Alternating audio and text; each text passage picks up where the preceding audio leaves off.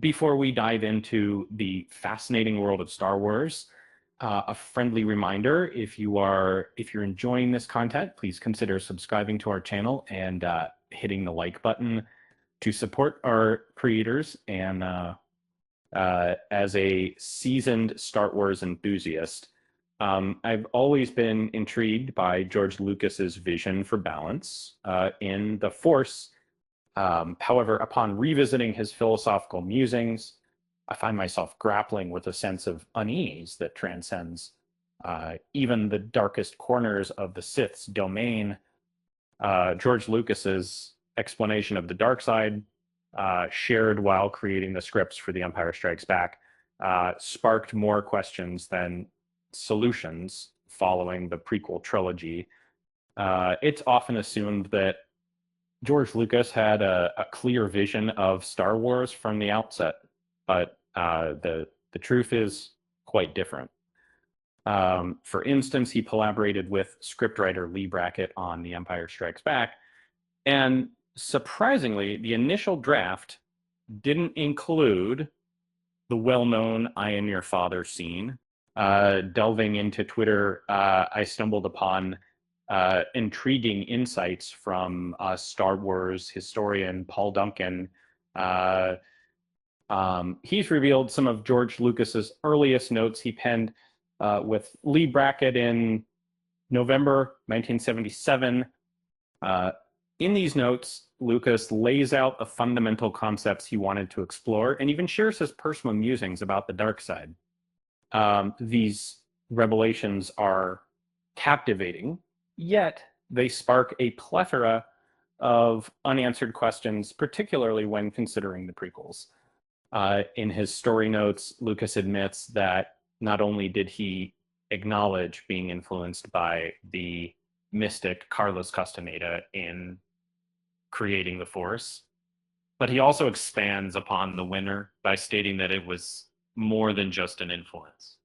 It was a direct inspiration for its development. And then people, according to Lucas, the concept revolves around the notion that life itself creates a protective energy field and generates power.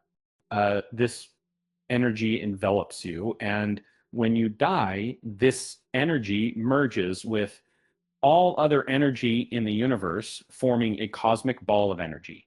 And this energy has both good and evil aspects.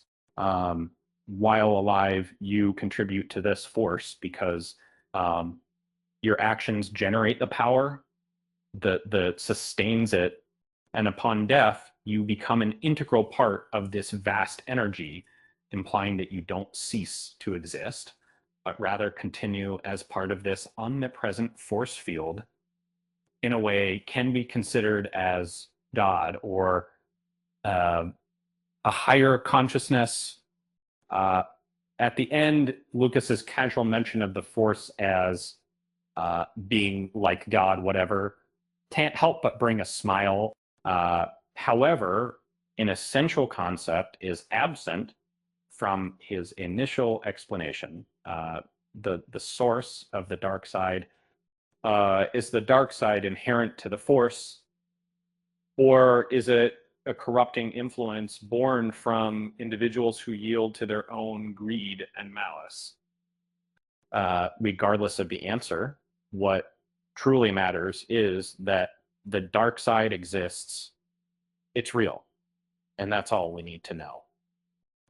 Reading those words, you can see the foundation for the idea of force ghosts. Upon death, most people are transformed into energy, absorbed into the force, one with it, if you like. Sith seek to preserve their consciousness after death and have discovered how to use the dark side to allow them to do so to a degree. And but Qui-Gon Jinn discovered another trick, learning how to preserve his consciousness within the Force and continue to interact with the physical world. As a devoted cinephile, let me share my take on this intriguing concept. The issue I see with this narrative is that it implies the dark side can never fully disappear from the galaxy. The malevolence bred by actions such as hatred, greed, wrath, arrogance, and the like leaves an indelible mark on the Force. That's a rather unsettling notion since it suggests the destructive deeds of Palpatine and the Empire have left a lasting imprint. Palpatine intentionally established a regime that fosters self-interest and corruption, and anyone who endured during those dark times under the Empire's rule was painted by darkness. This raises a question: how can the Chosen One possibly bring balance if this is true? Is it possible to restore balance at all? This discussion leads us to the prophecy known as the Chosen One, apparently fulfilled in Anakin Skywalker. According to Lucas' interpretation, Anakin was born under the influence of the Force with the purpose of restoring complete harmony in the Force, which he achieved by eliminating Sith. And we see the person has, however, if Lucas's initial notes are accurate, it makes no difference whether the Sith exist or not. Once they came into being, they irrevocably altered the balance of the Force on a cosmic scale, introducing a permanent darkness into this energy field. And while it's not impossible that balance can be restored, it will likely take many years filled with selfless actions on a grand cosmic level to achieve this. Even if Anakin Skywalker's ultimate act of redemptive love was remarkable, it wouldn't be enough to offset the countless acts of destruction and genocide across multiple worlds. It just doesn't add up logically. Is there any similar possible solution to this conundrum? Frankly, Lucas's philosophy seems inconsistent in this aspect, and it appears that the concept of balance may not fit seamlessly within the broader Star Wars narrative.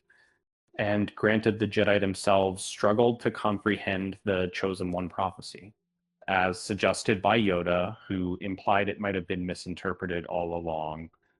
And they, however, this ambiguity only adds to the mystery.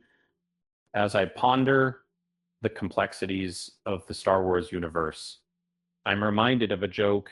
Why did the Sith Lord bring a ladder to the party? Because he heard the drinks were on the house. With that said, well, thanks for watching, and until next time,